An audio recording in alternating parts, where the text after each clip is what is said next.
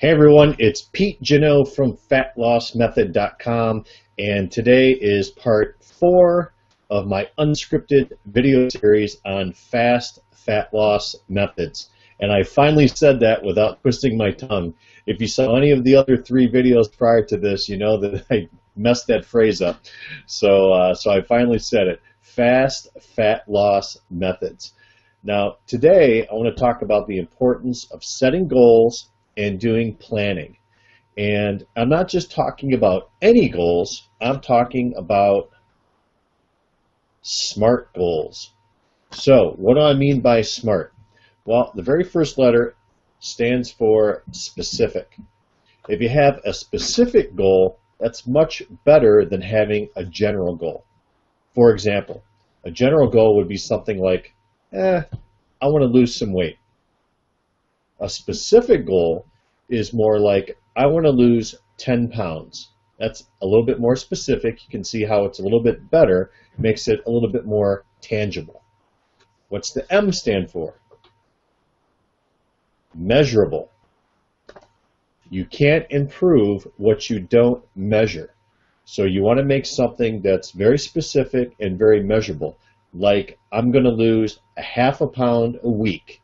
You can measure that. Or I want to lose 8 inches off of my waist. That's something that you can use a tape measure to find your starting point. You can measure your progress every single week, and then at the end of the time frame, you'll know exactly how many inches you lost. Third is attainable. That means it should be something that's not too far out of your reach. It should be something that's sooner rather than later. So it's not like, oh, I want to lose 10 pounds 10 years from now. It's something that's, I want to lose 10 pounds in the next 10 months. So it's something that's more attainable. R stands for realistic. Realistic, as an example, would be, oh, I want to lose 100 pounds by next week. Obviously, that is a non-realistic goal. But if you want to say, I want to lose 10 pounds in 10 months, then that's only a pound a month. That's much more realistic. And you can see that if it's a more realistic goal, it's something that you're more likely to try to achieve. And lastly, we have timely or timed. So what that means is you want to assign a very specific time frame to it.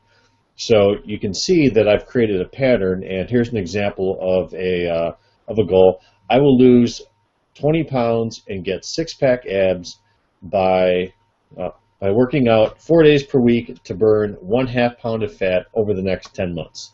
So you can see that it's very specific, it's measurable.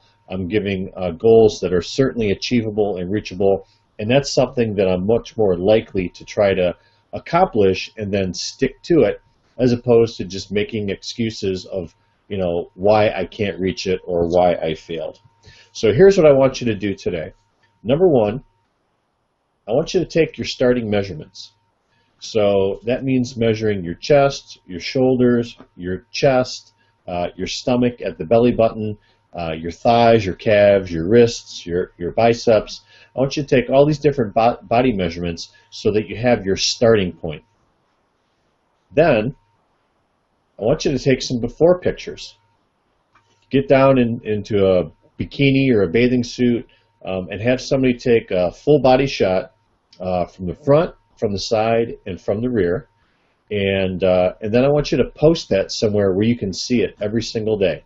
So post it in your office if you work from home. Post it on the bathroom mirror so you can look at it every single day. Post it on the refrigerator or your closet where you keep your snacks. And use that as motivation of what you are starting, where your starting point is, and then you know what your goals are, so you know what you want your ending point to be. Next, and lastly, I want to talk about the importance of planning ahead, and that means both your meals and your workouts. If you can follow a more regimented meal plan, and you know in advance what it's going to be, or better yet, if you can even prepare those meals in advance, then you're much less likely to become hungry and eat snacks that are unhealthy or have too many dense calories, or going and eating like fast food or something like that because you become so hungry and you're running short on time, so you're going to take the easy way out and go out and buy some fast food instead of eating a healthy, nutritional meal that you prepare on your own. So what we like to do is once a week on Sundays, we'll cook enough, beef, chicken, turkey, whatever it is to last us throughout the week. So we'll just grill up a bunch of chicken breasts. We'll throw them in the freezer, and then we'll just thaw them out one a day, and then that's what we cut up to make salads and that sort of thing with.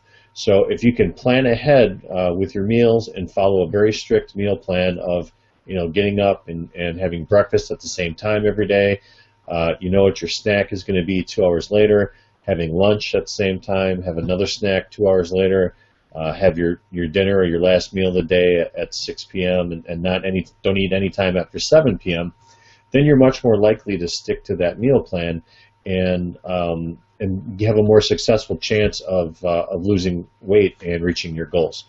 Same thing with your workouts. If you can plan that you're going to work out these 4 days a week, every week, and you do it at the same time every day, and you schedule it in your calendar as if it were a dentist appointment, for example. So if you schedule a dentist appointment, you're not going to skip it. You're going to show up at that scheduled time. We'll do the same thing with your workout. And I recommend if you really have a hard time and life gets in the way and you have a family and lots of activities, during the day or after work, then you do your workout first thing in the morning. So go to bed an hour earlier, get up an hour earlier in the morning, and do that workout first thing just to get it out of the way.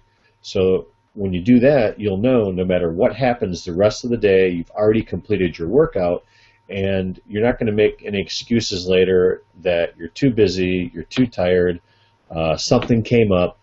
All those excuses go away, and you just keep the workout going. So what I want you to do now is get a calendar out, write down the 4 days or 5 days a week that you're going to work out, and then take a day or two off in between. Write in like a W for a workout day, and then every day over the next month when you work out, just cross that day off. And when you get to the end of the month, if you do that following a healthy nutrition plan by planning ahead, I think you'll be much happy with your success, and you really surprise yourself. So thanks for joining me in today's video. I hope to see you next week on video number 5, when I'll get into some very specific nutrition strategies, and I'll share with you some of my favorite meal plans and some of my favorite snacks. So this is Pete Genot from FatLossMethod.com signing off, and I'll see you next week.